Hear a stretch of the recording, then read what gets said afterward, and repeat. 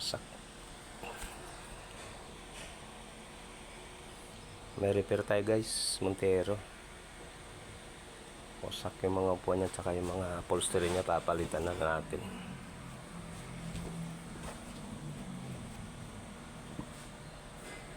Wasak na to guys. Ito, kinain yata ito ng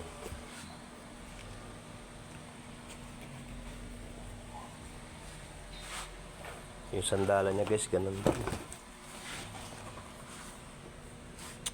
Napalitan na ito ng sandalan guys. Bumigay na rin yung sandalan niya.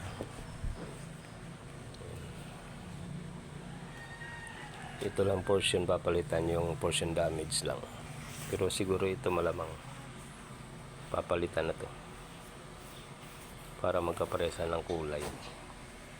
Ito wala talaga to guys. Ito guys, ang lalim ng kain dito. Hindi to ano eh, hindi to na pudpud ka upo, kundi ano to eh, parang nangat-ngat eh. Guys, nilagyan ko ng kwan guys, tatabasin ko ng grinder yan guys. Babalahan muna natin to ng cutting disc, tsaka birayan natin ng flap guys. Pero hindi ko na ipapakita pag ano guys, kaya walang tagahawak guys. Walang tagahawak eh.